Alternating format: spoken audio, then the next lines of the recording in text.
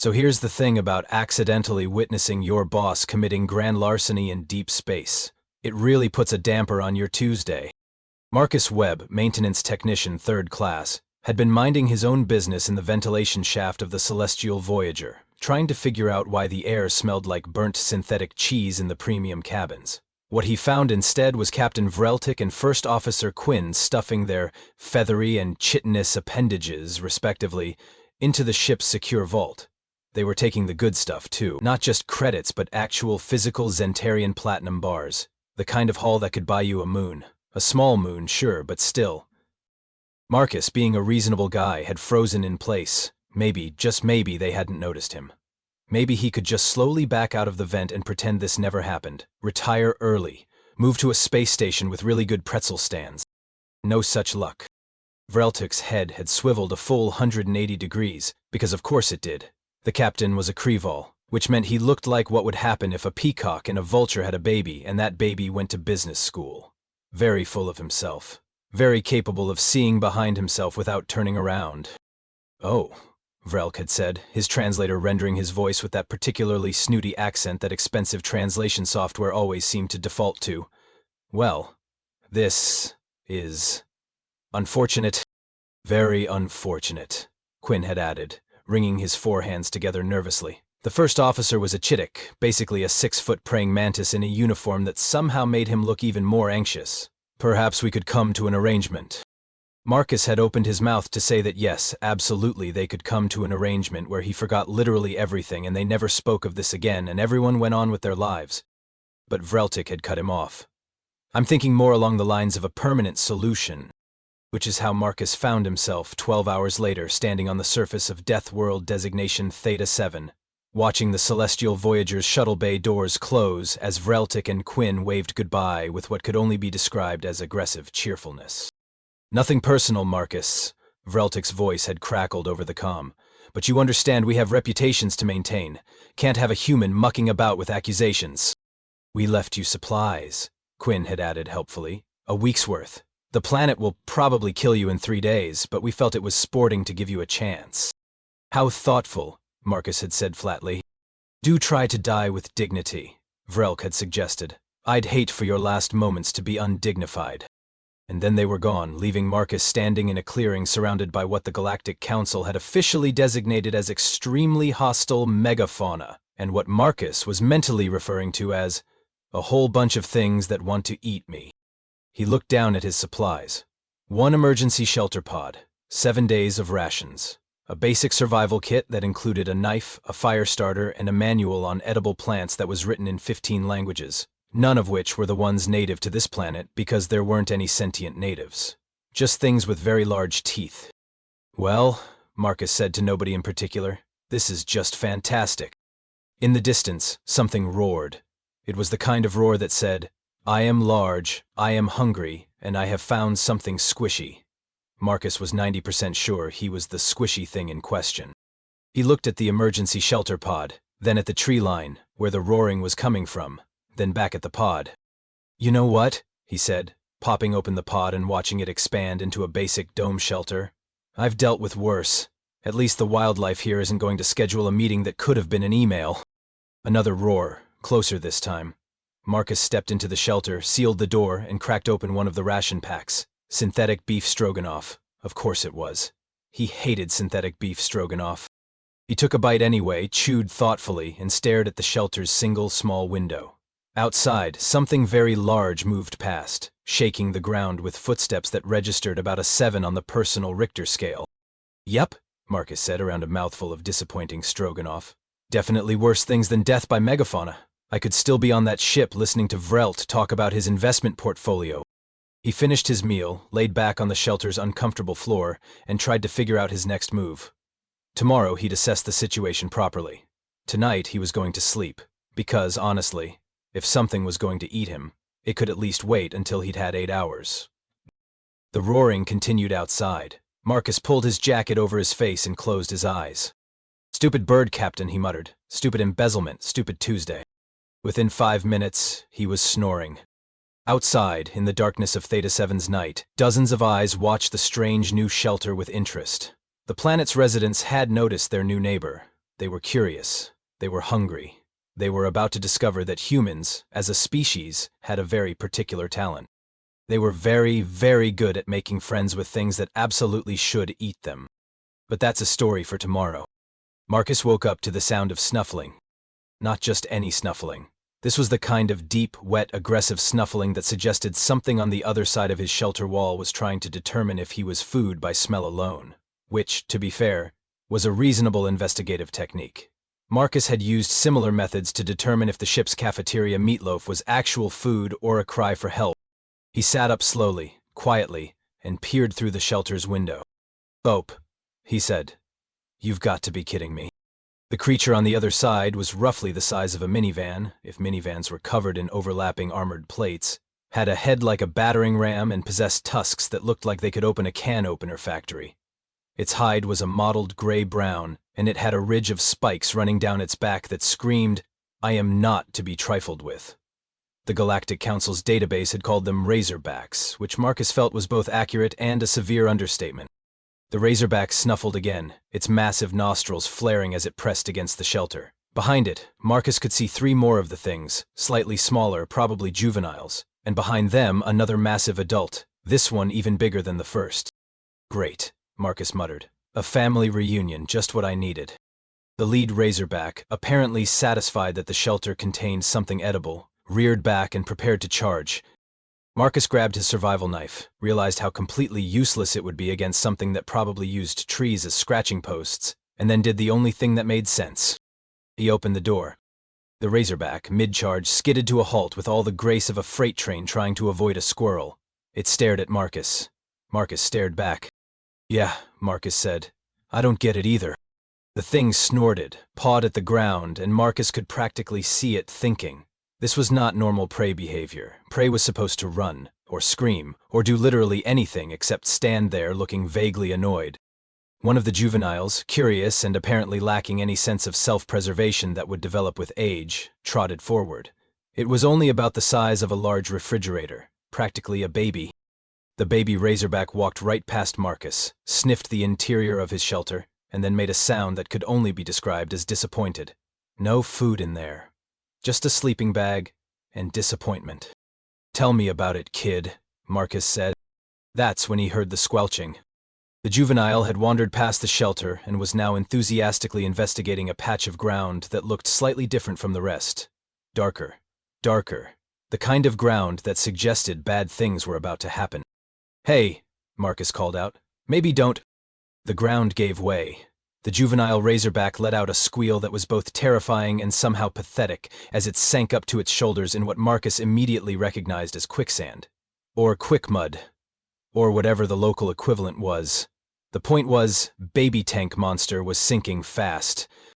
The adult razorbacks immediately went berserk. The mother, because of course the big one was the mother, charged toward the pit, stopped just short of the edge, and began making sounds that were probably the razorback equivalent of, oh no, my baby."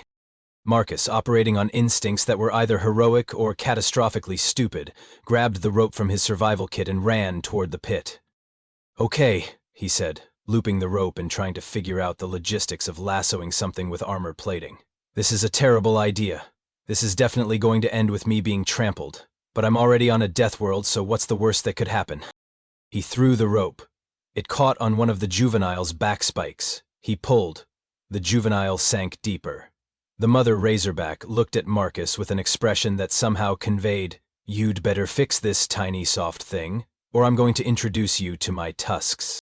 Marcus wrapped the rope around his waist, braced his feet against a rock, and pulled with everything he had.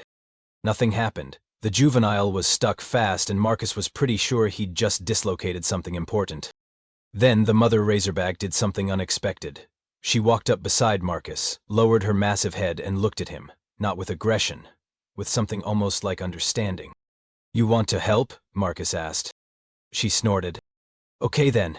Marcus looped the rope around her neck, carefully avoiding the spikes. "On 3. 1, 2, 3. They pulled together. Marcus's feet slid in the dirt, the mother's legs tensed, muscles rippling under her armored hide. The juvenile made a wet, sucking sound as it slowly emerged from the pit. With one final heave, The baby razorback popped free like a cork from a bottle, sending Marcus sprawling backward and the mother stumbling forward. The juvenile immediately ran to its mother's side, covered in mud and looking thoroughly traumatized. Marcus lay on his back, staring at the sky, wondering if this was actually how he was going to die. Not eaten, not gored, but from exhaustion after saving the life of something that probably still wanted to eat him. The mother razorback walked over and stood above him, blocking out the sun. Her massive head descended, and Marcus closed his eyes, waiting for the end. He felt a wet nose press against his chest, then heard a sound that was almost like a purr, if purrs were made by creatures that could demolish buildings. Marcus opened his eyes. The mother razorback was nuzzling him. "Are you," Marcus said slowly, "thanking me?" She snorted again, then stepped back. The other juveniles cautiously approached, sniffing at Marcus with interest. The father razorback, who had been watching from a distance, gave what could only be described as an approving grunt. Marcus sat up, reached into his pocket and pulled out one of his emergency rations.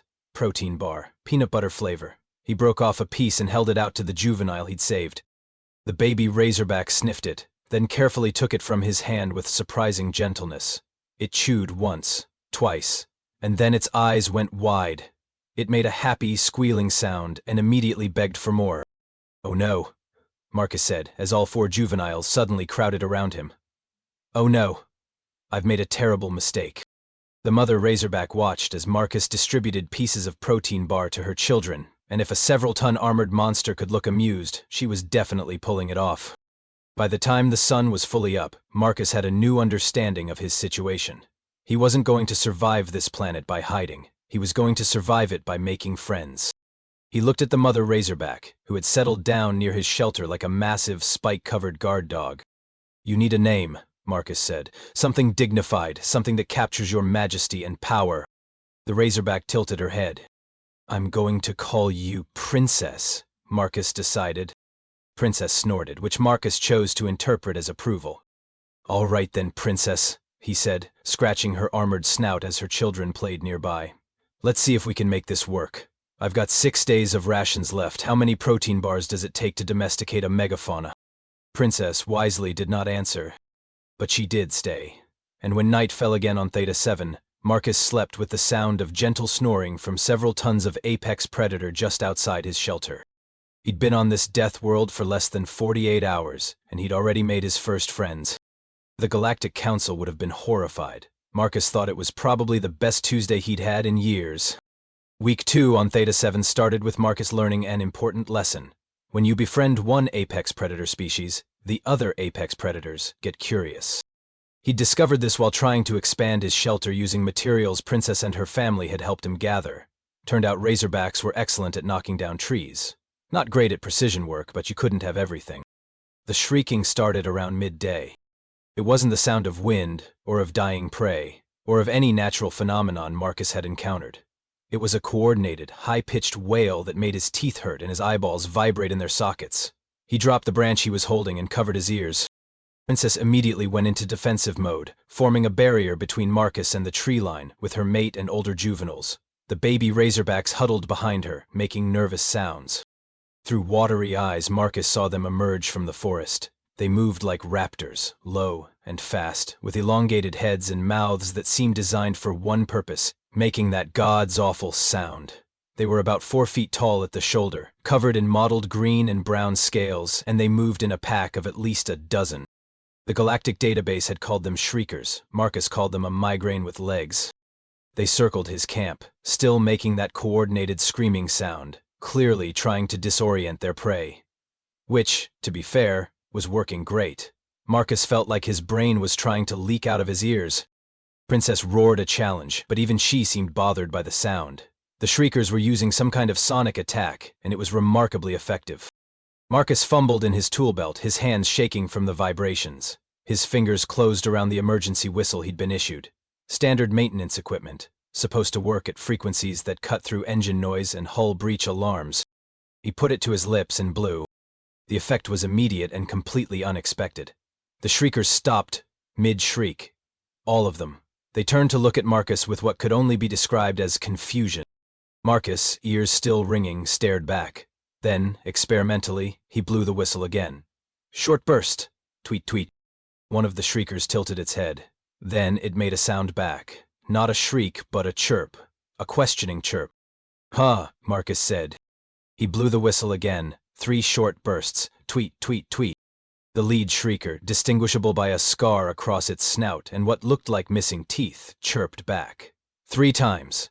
Then it took a step forward. Princess growled low in her throat, ready to charge.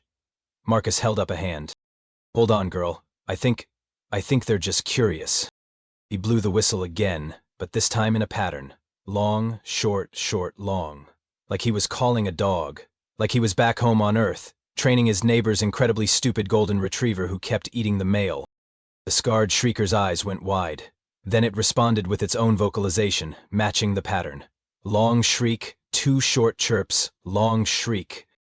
Oh, you've got to be kidding me, Marcus said.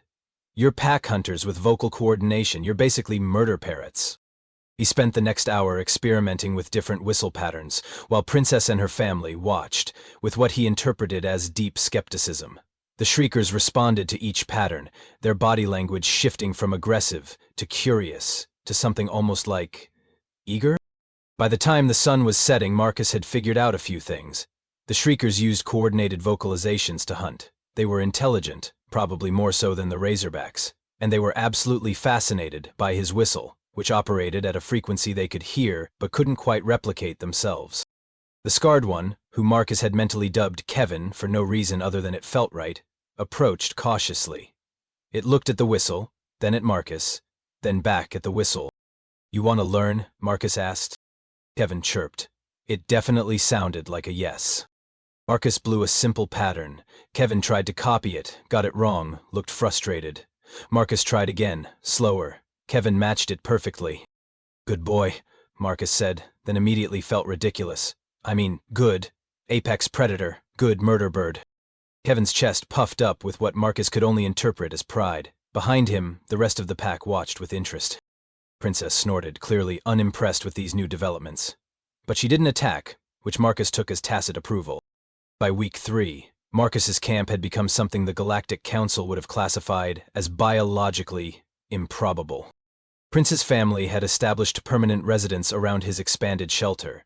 Kevin's pack had started showing up every morning for what Marcus had started calling training sessions, which mostly involved him teaching them whistle patterns and them teaching him which local plants wouldn't kill him immediately. And then the canopy sloths showed up. Marcus hadn't even known they were there until one morning he woke up and realized his shelter had a roof. A roof he definitely hadn't built.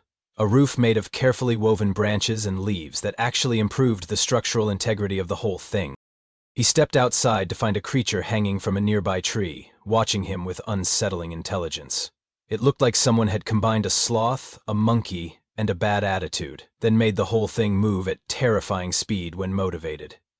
Its fur was a mottled gray that made it nearly invisible against the tree bark, and it had hands that seemed to have too many fingers. Hello, Marcus said carefully. The creature dropped from the tree with surprising grace, landed a few feet away, and regarded him with eyes that had clearly seen some things. It had scars, old ones, across its shoulders and face. This was a survivor. I'm Marcus, he continued, feeling only slightly ridiculous about introducing himself to local wildlife. I'm the idiot human who got dumped here. Thanks for the roof. The creature made a clicking sound, then reached out one long arm and tapped Marcus's chest 3 times. Then it pointed at the shelter, at the organized tool pile Marcus had created, at the efficient fire pit setup. Then it gave what could only be described as an approving nod. Gerald, Marcus decided on the spot. You look like a Gerald. Gerald clicked again, then made a gesture that Marcus somehow understood meant follow me. Over the next few days, Marcus learned that Gerald's people, the canopy sloths, were deceptively brilliant. They didn't hunt like the shriekers or defend territory like the Razorbacks. They observed. They learned. They respected efficiency and competence above all else. And apparently watching a human survive on a death world through nothing but stubbornness and creative problem-solving was their idea of entertainment. Gerald's family began visiting regularly, bringing gifts, tools made from bone and stone, water from a clean spring Marcus hadn't found, even a kind of fruit that didn't taste like sadness and regret. In exchange, Marcus showed them his human tricks. Fire starting, basic machines, the concept of leverage. They absorbed everything like sponges and immediately improved on his designs. "You know," Marcus said one evening, sitting by his fire with Princess dozing nearby, Kevin's pack settling in for the night, and Gerald's family working on what looked like a primitive water filtration system. "This is weird, right? This is objectively weird, huh?" Princess opened one eye and snorted. Kevin chirped from his perch. Gerald clicked thoughtfully while adjusting his design. "Yeah, that's what I thought," Marcus said. He had 4 days of rations left, but he wasn't worried anymore. Gerald's people had shown him which local foods were safe. Kevin's pack brought him fresh meat from their hunts. Princess's family kept the really dangerous predators away from his camp. Marcus Webb, maintenance technician 3rd class, had been abandoned on a death world. And in 3 weeks, he'd accidentally built a functioning ecosystem around himself. He looked at his unlikely companions, shook his head, and laughed. "Wait until the Galactic Council hears about this," he said. "Wait until Vreld finds out I'm not dead." Princess rumbled contentedly. Kevin preened his scales. Gerald continued working because rest was for the inefficient. Marcus settled back against Princess' warm flank and watched the stars come out. "Best Tuesday ever," he muttered, and meant it. The Galactic Ranger ship arrived on week 4 with all the subtlety of a meteor strike. Marcus was in the middle of teaching Kevin's pack a new whistle pattern when the shuttle descended, sending the shriekers scattering and making Princess's entire family go into full defensive mode. Gerald's people melted into the trees like they'd never been there at all. "Easy, easy," Marcus called out, standing up and brushing dirt off his pants. "Probably just tourists who took a wrong turn." The shuttle landed in his clearing, crushing his fire pit, and Marcus made a mental note to bill someone for that later. The door hissed open, and 2 figures emerged wearing full Galactic Ranger armor. The first was human, which immediately made Marcus feel better. She was stocky, practical-looking, with short gray hair and an expression that suggested she'd seen everything and been unimpressed by most of it. Her nameplate read, Kowalski. The second was a Pipnell, which looked like a bipedal otter with way too much enthusiasm, and a uniform that was pressed so sharply it could probably cut glass. His nameplate read Pip, which was either unfortunate or predictable. "This is Ranger Station Delta responding to distress beacon from the Celestial Voyager," Kowalski said, scanning the area with practiced efficiency. "We're looking for a human male, Marcus Webb, presumed deceased. If you've found remains, we need to—" She stopped mid-sentence, staring at Marcus. Marcus waved. "Hi, not deceased. Bit disappointed about the fire pit, though." Pip's jaw dropped. "You're alive. You're on a Class 10 death world, and you're alive. This is unprecedented. This is amazing. This is—" "Pip," Kowalski said flatly. "Breathe." She walked toward Marcus, her hand resting on her sidearm out of habit. "Marcus Webb? Maintenance tech from the Voyager? That's me. Listen, about the circumstances of my arrival here." A low rumble cut him off. Princess emerged from behind his shelter, followed by her mate and all 4 juveniles. Each one was the size of a small vehicle and covered in armor plating that gleamed in the sunlight. Pip made a sound like a squeaky toy. "Razorbacks! Multiple Razorbacks! We need to evacuate immediately." "Relax," Marcus said. "That's just Princess and her family. They're friendly." "They're friendly," Kowalski repeated slowly, watching as the baby Razorback trotted up to Marcus and nuzzled his hand. "The apex predators are friendly." "Yeah, want to see something cool?" Marcus pulled out his whistle and blew a pattern. Kevin's pack emerged from the tree line, moving in perfect formation. They arranged themselves in a semicircle, then performed a synchronized hunting display that would have made any military drill sergeant weep with pride. Zip actually sat down on the ground. "This isn't possible. Shriekers don't cooperate with other species. They don't even cooperate with other Shrieker packs. They're territorial murder machines." "They're also really good listeners," Marcus said. Kevin chirped and Marcus tossed him a piece of jerky. Kevin here is basically the valedictorian of his pack. "You named it Kevin," Kowalski said. "He looked like a Kevin." There was a clicking sound from above. Gerald descended from the trees, followed by 6 more canopy sloths carrying what looked like freshly woven baskets full of fruit. "And those are canopy sloths," Marcus continued. "They're basically the engineers of the group. Gerald's family just finished building me a water collection system that's honestly better than what we had on the Voyager." Gerald clicked at the Rangers, set down a basket of fruit, and retreated to a respectful distance. Kowalski removed her helmet and ran a hand through her hair. "I've been a Ranger for 20 years. I've seen humans do some crazy things. But this," she gestured at the entire scene, "this is a new level of crazy." "It's really not that impressive," Marcus said. I just applied basic animal psychology and didn't panic. Turns out most creatures respond well to food, consistency, and not being a jerk to them. The Galactic Council has been trying to establish any kind of positive contact with Theta-7 wildlife for 15 years, Pip said, his voice slightly hysterical. They've lost 47 research teams. 47! And you've domesticated 3 species in a month. Domesticated is a strong word. We're more like roommates who tolerate each other.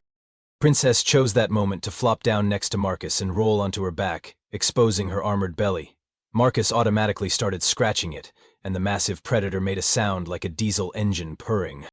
"Oh my God," Pip whispered. "She's doing the submission display. The Razorback is doing the submission display for him." Kowalski pulled out her datapad and started taking notes. "Okay, Webb, start from the beginning. Why did the Voyager leave you here?" Marcus's expression darkened. "Because Captain Vreltic and First Officer Quinn are embezzling thieves who didn't want a witness." "That's what I thought," Kowalski said grimly. She tapped her datapad. "Ship manifest shows the Voyager reported you were killed in an accident, but the beacon claimed they'd been attacked by pirates and had to emergency evacuate this sector. Neither story made sense." "Let me guess," Marcus said. "The beacon was their way of making sure someone checked the planet and confirmed I was dead." "Probably.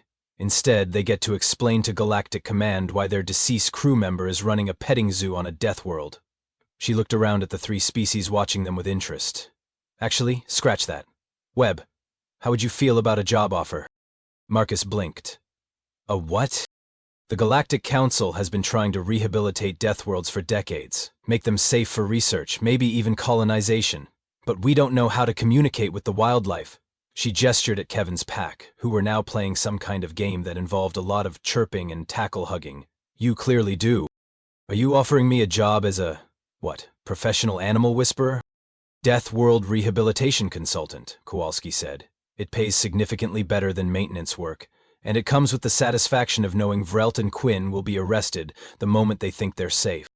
Marcus looked at Princess, who was still waiting for belly scratches, at Kevin, who was teaching the younger Shriekers the whistle patterns, at Gerald, who was already designing improvements to the Ranger's shuttle landing system based purely on observation. "You know what?" Marcus said. "I think I'll take that job, but I have one condition." "Name it."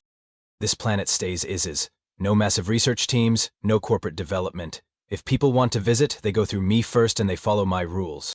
Kowalski smiled. "I think we can arrange that." Pip was still staring at the Razorback puppies playing tug-of-war with a tree branch. "This is the best day of my career," he said weakly. "Pip," Kowalski said, "start filing the paperwork. We've got 3 new domesticated species to register, an embezzlement case to build, and—" She paused. "Do we need to file anything for turning a death world into a nature preserve?" "I'll figure it out," Pip said, already typing frantically on his datapad. Marcus scratched Princess one more time, then stood up. "So when do Vreltic and Quinn find out I'm alive?" "Soon," Kowalski promised. "Very soon." The paperwork took 3 days. Marcus had thought dealing with ship maintenance requisition forms was bad. Galactic bureaucracy was a special kind of hell. There were forms for interspecies contact, forms for death world reclassification, forms for wildlife behavioral documentation, forms for confirming he wasn't being held hostage by the wildlife, which seemed redundant but apparently had happened before. "Sign here," Pip said, shoving his datapad at Marcus for the 47th time. "This one certifies that the Razorbacks aren't coerced into compliance through psychic manipulation." "I don't have psychic powers," Marcus said, signing anyway. "We have to check. There was an incident with a Talarian mind controller in Sector 9. While Pip drowned in documentation, Kowalski worked on the criminal case. She pulled the Voyager's logs, cross-referenced them with vault access records, and built a case so airtight that even a Zentarian lawyer couldn't wriggle out of it. "Got him," she announced on day 2, looking satisfied.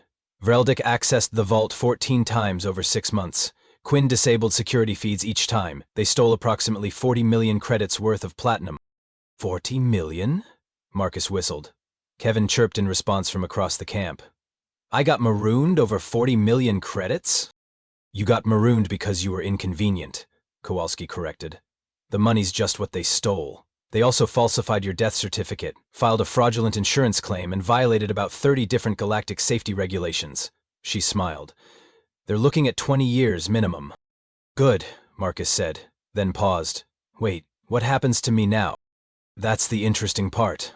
Kowalski sat down on a log that Gerald's family had helpfully positioned near the fire pit. Galactic Command wants you to stay here. Turn this into an official rehabilitation center. They'll fund it, support it, and send researchers who want to learn your methods. Marcus looked around his camp. Princess was teaching her juveniles how to gently take food from human hands. Kevin's pack was practicing formation drills without being asked. Gerald's people had constructed what could only be described as a primitive aqueduct system. I don't want to leave, he admitted. Is that weird? I got abandoned here to die and now I don't want to leave. It's not weird, Kowalski said. You built something here. Community, purpose. That's more than most people find in a lifetime. Plus the wildlife likes you more than most humans like you, statistically speaking, Pip added helpfully. Thanks, Pip. You're welcome. The real test came when Marcus had to explain to his animals that he might have visitors. Lots of visitors. Scientists, tourists, maybe even colonists eventually. Princess's reaction was immediate and clear. She stood between Marcus and Kowalski's shuttle, snorted aggressively, and refused to move. She's protective, Marcus explained. Give me a minute. He spent 20 minutes explaining to a several-ton armored predator that the visitors would be safe, would follow rules, and would not harm her family. Princess listened, which was more than some humans did, and eventually huffed her agreement. But she made it clear that anyone who threatened her human would become intimately acquainted with her tusks. Kevin's pack was easier. They were curious about new sounds, new patterns, new things to learn. Marcus just had to promise they'd get to meet the visitors and show off their training. Gerald's people were the most pragmatic. They clicked among themselves, observed Marcus's discussion with Kowalski, and apparently decided that more humans meant more opportunities to study human engineering. Gerald himself made a gesture that Marcus interpreted as, "Bring me your technology, I will improve it." Okay, Marcus said finally. We're all agreed. This place becomes an official sanctuary and research center. But we do it my way. No cages, no experiments without consent, no treating them like specimens. Agreed, Kowalski said. You're the director, you make the rules. Director? Marcus laughed. I'm a maintenance tech. You're a maintenance tech who domesticated 3 apex predator species in a month. I think you've earned a promotion. Pip bounced excitedly. Oh, we need a name. Every research center needs a name. How about Webb's Interspecies Cooperative Research Station? How about just the Sanctuary? Marcus countered. Boring but practical, Kowalski approved. It'll do. On the third day, Kowalski received a message that made her grin like a shark. Email took the bait, she announced. Vrelicht and Quinn just booked luxury accommodations at a resort 3 systems over. They think they're safe. They think you're dead and buried. When do they get arrested? Marcus asked. Soon, but I have a better idea. Kowalski's grin widened. How would you feel about them serving their community service sentence here, at the sanctuary, under your supervision? Marcus looked at Princess, who perked up at his change in tone, at Kevin, who tilted his head curiously, at Gerald, who clicked with what sounded suspiciously like approval. I think, Marcus said slowly, that could be arranged. Someone's going to need to clean the razorback pens, and the shrieker nests, and help Gerald's people with construction. Perfect, Kowalski said. I'll make the arrangements. Pip looked worried. Is it ethical to sentence them to work on a death world? It's not a death world anymore, Marcus pointed out. It's a sanctuary. A safe, friendly sanctuary where absolutely nothing will eat them as long as they follow the rules and don't upset the wildlife. Princess snorted. It sounded like laughter. Besides, Marcus continued, they thought it was appropriate to leave me here to die. Seems only fair they get to experience the hospitality of Theta 7 firsthand. Under much safer conditions, of course. Of course, Kowalski agreed, not even trying to hide her amusement. The paperwork was finalized. The sanctuary was official. Marcus Webb was now Director of Interspecies Relations for Deathworld Rehabilitation Project Theta 7. He still thought of himself as a maintenance tech, but now he was a maintenance tech with 3 species of apex predators who considered him family, a steady paycheck, and the upcoming satisfaction of watching his former captors realize their biggest mistake. You know what? He said to Princess that night, scratching behind her ear plates while Kevin's pack settled in, and Gerald's family worked on their latest architectural project. This really did turn out to be a pretty good Tuesday after all. Princess rumbled her agreement and closed her eyes. Tomorrow, they'd start preparing for visitors. But tonight, Marcus was exactly where he wanted to be, home. 6 months later, the sanctuary was thriving. Marcus stood on the porch of his significantly upgraded headquarters, sipping coffee and watching a tour group carefully photograph cabins pack performing their morning drills. The tourists kept a respectful distance, as posted signs in 12 languages suggested, and Kevin was absolutely eating up the attention. Princess's family had expanded. She'd had 2 more juveniles, both of whom thought Marcus was the greatest climbing structure ever invented.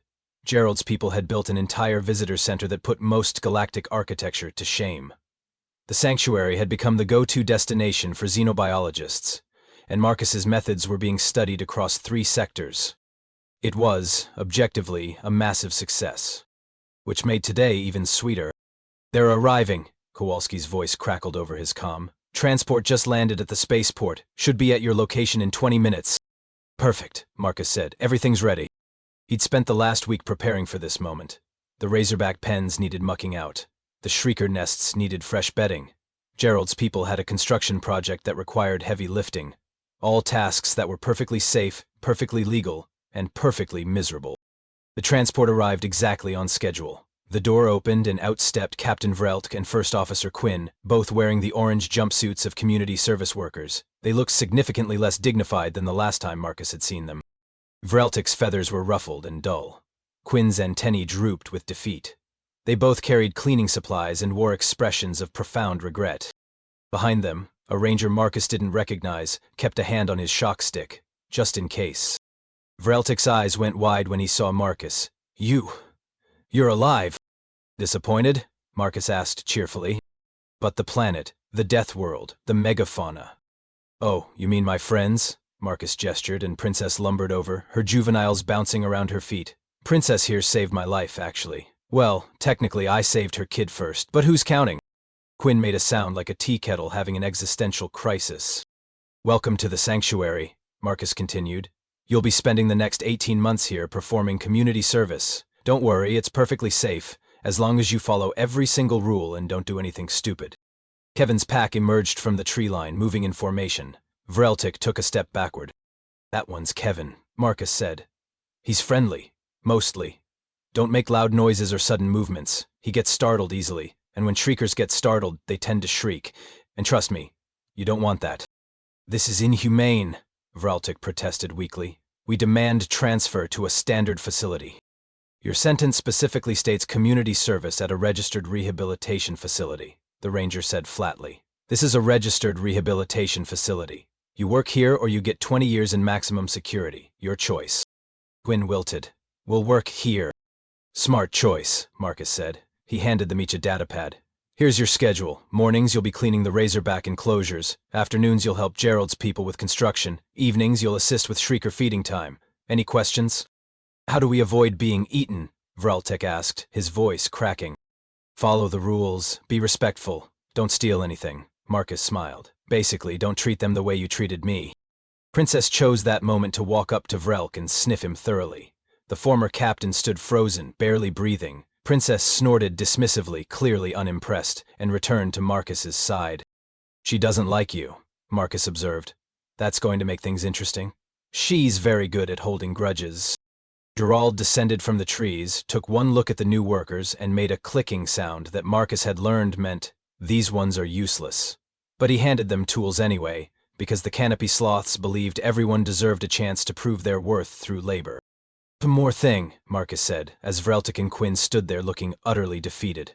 "Every credit you stole is being used to fund this sanctuary, so technically you're working to support the place your crime created. I thought you'd appreciate the irony." Vreltk opened his beak, closed it, then opened it again. "We're sorry," he finally managed. "For leaving you here. For everything." Marcus considered this. Princess rumbled beside him. Kevin chirped from his perch. Gerald clicked thoughtfully. "You know what?" Marcus said. "I'm not sorry. You left me here to die, and instead I found something I never had on that ship. Purpose. Family. Home." He gestured at his unlikely friends. "So thanks, I guess, for the worst and best thing that ever happened to me." He turned to leave, then paused. "Oh, and Vreltk? Princess is in charge of the pen you'll be cleaning. She specifically requested it." Princess snorted, and it definitely sounded like satisfaction. The next 18 months passed with predictable misery for Vreltk and Quinn. They cleaned pens, they hauled building materials. They learned humility from creatures they'd assumed were mindless beasts. And slowly, grudgingly, they learned respect. Marcus watched their progress with satisfaction, but mostly he focused on his real work. 3 new species had been spotted near the sanctuary's borders, and he was curious about making contact. After all, he'd been on Theta 7 for 6 months now, and he'd only domesticated 3 species. He was starting to get bored. Princess nuzzled his shoulder as he studied reports on the new creatures. Kevin brought him a fresh kill as a gift, which Marcus politely redirected to the kitchen staff. Gerald's people presented him with blueprints for an expansion to the visitor center. Marcus Webb, former maintenance technician 3rd class, current director of interspecies relations, looked at his sanctuary, his friends, and his future. Best Tuesday ever, he said, not for the first time. And somewhere in the distance, something roared, something new, something curious. Marcus smiled. Princess, he said, want to go make some new friends? Princess's answering rumble suggested that yes, she very much did. The sanctuary's story was just beginning.